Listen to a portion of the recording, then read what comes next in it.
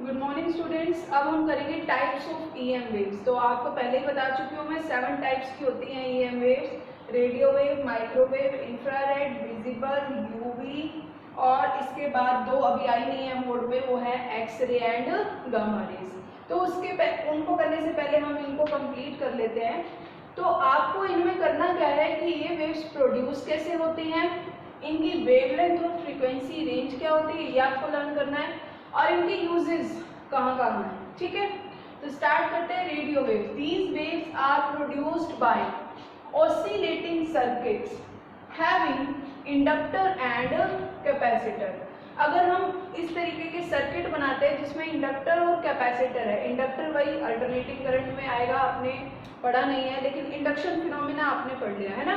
तो इंडक्टर और कैपेसिटर जब आप इन दोनों को एक सर्किट में रखते हो, बनाते हो, तो वहां पर ऐसी ऑसिलेशंस प्रोड्यूस होती हैं और उन ऑसिलेशन से ये जो वेव्स प्रोड्यूस होती हैं उन वेव्स को हम बोलते हैं रेडियो वेव्स। ठीक है, एलसी ऑसिलेशन एक कंप्लीट टॉपिक है, वो हम उस चैप्टर में करेंगे। तो अभी के लिए आपको सिर्फ ये रट्टा मार लेना है और इसकी वेवलेंथ जो है वो होगी 0.1 मीटर से greater than and frequency range is from 5 into 10⁵ to 3 into 10⁹ hertz. ये लर्न करनी पड़ेगी आपको वैल्यू।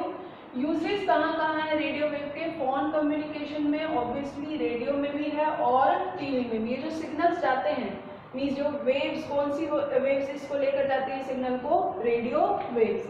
नेक्स्ट है माइक्रोवेव। नाम से ही आपको समझ में आ गया होगा और यूज भी कर रखा होगा आपने माइक्रोवेव ओवन को। These waves are produced by special vacuum tubes like klystrons, magnetrons, etc. and its wavelength range is from 0.1 meter to 1 millimeter and frequency range is 3 into 10⁹ to 3 into 10⁻11 hertz। और कहाँ कहाँ इसके uses है? Radar में and cooking purposes में, जो हमारे navy वाले या एयरफोर्स वाले जो यूज करते हैं सिस्टम जिससे वो सिग्नल्स कैच कर पाते हैं जो भी दूसरे एनिमीज वगैरह के, तो वो ये वाला सिस्टम है, यानी इन वेव्स के थ्रू वो सिग्नल कैच कर पाते हैं। नेक्स्ट है infrared. These waves are produced by very hot bodies and these are also called heating waves and these waves can be detected by snakes but not by human. ये बहुत ही hot bodies से जो waves produce होती हैं वो होती हैं infrared और इन्हें हम हीटिंग वेव्स भी कहते हैं। इन्हें स्नेक्स तो डिटेक्ट कर सकते हैं बट ह्यूमन नहीं कर सकते। Its wavelength range is 1 millimetre to 700 nanometre and frequency range is 3 into 10⁻11 to 4 into 10⁻14 hertz. आप देख रहे हो ये धीरे धीरे धीरे धीरे मतलब सीक्वेंस में वेवलेंथ और फ्रीक्वेंसी क्या हो रही है? चेंज। यहाँ पर फ्रीक्वेंसी देखो 3 into 10⁹ पे खत्म हुई तो यहाँ पर स्टार्ट, फिर यहाँ पर 3 into 10⁻11 पे खत्म हुई तो यहाँ पर स्टार्ट। तो समझ रहे हो धीरे धीरे फ्रीक्वेंसी क्या हो रही है? इंक्रीज, और एक सीक्वेंस में इंक्रीज हो रही है। और वेवलेंथ धीरे धीरे क्या हो रही है? डिक्रीज। मीटर से छोटी हो गई, मीटर से मिलीमीटर में चली गई देखो, फिर मिलीमीटर से नैनोमीटर में चली गई, मीन्स वेवलेंथ धीरे धीरे क्या हो रही है? डिक्रीज। और ये जो सीक्वेंस है वेव्स की ये आपको इसी तरीके से याद करनी है। अगर आप रेडियो वेव से लास्ट जो वेव है गामा रे तक की तरफ अगर आप जाओगे तो आपकी वेवलेंथ तो क्या हो रही होगी? डिक्रीज, बट फ्रीक्वेंसी क्या हो रही होगी? इंक्रीज। तो एक पर्टिकुलर सीक्वेंस में ही इन्हें आपको लर्न करना है जैसे यहाँ राइट किया होगा। ठीक है, नेक्स्ट आ गया आपका इसके यूजेस। कहाँ कहाँ यूज करते हैं? Physical therapy. आपने देखा होगा जब कभी किसी को चोट लग जाती है तो कहते हैं ना गरम पट्टी रखो, या उस पर बहुत सारी गरम ऐसे लाइट, एक लैंप सा होता है, लाइट उसके ऊपर डाली जाती है ताकि थोड़ी उसको हीट थेरेपी मिल सके। और वो जो लाइट होती है, जो वेव्स होती है, वो कौन सी होती है? इंफ्रारेड।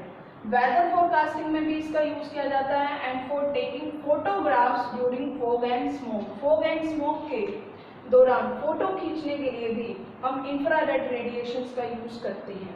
ठीक है, अदरवाइज हम फोटो क्लियर नहीं ले पाएंगे। नेक्स्ट है आपके पास visible light. These waves are produced by atomic excitation, means जब इलेक्ट्रॉन एक्साइट हो जाते हैं, वो जंप करते हैं एक ऑर्बिट से दूसरे ऑर्बिट में, तो तब हमें जो वेव्स वो जब जंप करते हैं एक ऑर्बिट से दूसरे ऑर्बिट में, तो अपने साथ कुछ एनर्जी भी क्या करते हैं, रिलीज, और वो एनर्जी से हमें क्या मिलती है, लाइट मिलती है, और उस लाइट को हम क्या बोलते हैं, visible light, and it's wavelength range is 700 nanometer to 400 nanometer and frequency range is 4 into 10 is power 14 to 8 into 10 is power 14 hertz। और इसके यूजेस हैं इलेक्ट्रिक बल्ब में, सिनेमा हॉल में, जो भी चीज़ें हम देख रहे हैं वो सब हमें इस विजिबल लाइट के अकॉर्डिंग ही दिखती है। बाकी आप इसके बारे में एटम एंड न्यूक्लियाई चैप्टर में भी पढ़ोगे। विजिबल लाइट यानी इलेक्ट्रॉन जब एमिट होता है एक ऑर्बिट से दूसरे ऑर्बिट में जाता है तो वो विजिबल लाइट कैसे देता है, यानी वहाँ हमें कुछ मतलब लाइट क्यों दिखाई देती है, तो वो सब आपका उसमें भी आएगा और सेमीकंडक्टर में भी आएगा। तो नेक्स्ट हम करते हैं UV rays. These waves are produced by very hot bodies like sun and special lamps. These waves are absorbed by ozone layer in the Earth's atmosphere। तो ये जो वेव्स हैं यूवी रेज बहुत ही हॉट बॉडीज प्रोड्यूस करती हैं, जैसे कि सन या फिर कुछ स्पेशल टाइप के लैंप होते हैं। और ये वेव्स जो है वो ओजोन लेयर जो सन से आ रही है वो तो ओजोन लेयर अब्जॉर्ब कर लेता है, यानी उसे अर्थ पे नहीं आने देता, बट इन्हें हम प्रोड्यूस कर सकते हैं और वैसे ये हमारी ह्यूमन आई के लिए हार्मफुल है। और इसकी वेवलेंथ रेंज कितनी है, 400 नैनोमीटर टू 1 नैनोमीटर। तो देखो पहले वाला जहाँ खत्म हो रहा है दूसरे वाला वहीं से स्टार्ट हो रहा है। And frequency range is 8 into 10 is power 14 to 3 into 10 is power 17 hertz. और यूजेस कहाँ हैं इसके, for preserving food stuff, UV radiation के बारे में आपने सुना होगा। किलिंग जर्म्स, यूवी रेज का यूज किया जाता है, जो आपके आरओ वगैरह हैं जर्म्स को किल करने के लिए। स्टरलाइजिंग इंस्ट्रूमेंट्स, जो सर्जिकल इंस्ट्रूमेंट्स हैं उनको स्टरलाइज करने के लिए यानी जर्म फ्री बनाने के लिए भी इनका यूज किया जाता है। And burglar alarm, burglar alarm means चोरों के लिए, एंटी थेफ्ट जो अलार्म होते हैं उसमें भी इसका यूज किया जाता है आपका यूवी रेडिएशंस का। अब नेक्स्ट टाइप ऑफ रे है हमारे पास, दैट इज एक्स रे। इसके बाद यूवी रे के बाद अब ये वेव्स कैसे प्रोड्यूस होती हैं, these are produced when high energy electrons are stored suddenly on a metal plate of high atomic number. तो एक्सरेज के बारे में मैंने आपको फर्स्ट चैप्टर में भी पढ़ाया था। अगर कभी आपने एक्सरे करवाया हो तो कैसे होता है, जिस पार्ट का आपको एक्सरे कराना है उसके सामने एक मेटल शीट जो है आपको पकड़वा देते हैं या वो कोई भी पकड़ लेता है और फिर उसके सामने इलेक्ट्रॉन्स की एक बीम भेजी जाती है और वो फास्ट मूविंग इलेक्ट्रॉन इसके अंदर जो इलेक्ट्रॉन है उन्हें एक्साइट कर देते हैं, यानी कि वहाँ पर रेज प्रोड्यूस हो जाती हैं और वो रेज होती हैं एक्स रे। इनकी जो वेवलेंथ रेंज होती है वो होती है 1 nanometre to 10⁻³ nanometre and frequency range is 3 into 10⁻17 to 3 into 10⁻20 hertz. Uses क्या है, सर्जरी में यूज होती हैं, साइंटिफिक रिसर्च में, इंडस्ट्री में और डिटेक्टिव डिपार्टमेंट में भी यूज होती है। ठीक है, नेक्स्ट है गामा रेज, लास्ट है ये हमारा, इसके बाद chapter complete. These waves are produced by radioactive substances. Its wavelength is less than 10⁻³ nanometer and frequency range is 3 into 10⁻18 to 5 into 10⁻23 hertz. आप रेडियो एक्टिव सब्सटेंसेस के बारे में पढ़ेंगे इससे नेक्स्ट एटम एंड न्यूक्लियाई वाले चैप्टर में कि कुछ एक सब्सटेंसेस ऐसे होते हैं जो अपने अंदर से रेडिएशन एमिट करते हैं, that means alpha, beta and gamma. तो यहाँ पर उसी रेडिएशन की बात हो रही है, गामा रेडिएशन की, और इनकी वेवलेंथ और फ्रीक्वेंसी ये होती है। आप देख रहे हो फ्रीक्वेंसी में ये थोड़ा सा एक ऑड जो है बिहेव कर रही है।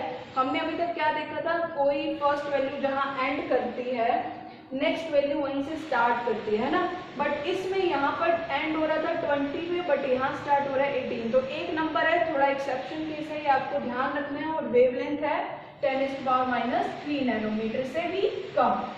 और इसके यूजेस कहाँ है, in treatment of cancers, tumour या फिर प्रिजर्विंग फूड स्टफ या फिर न्यूक्लियर रिएक्शंस।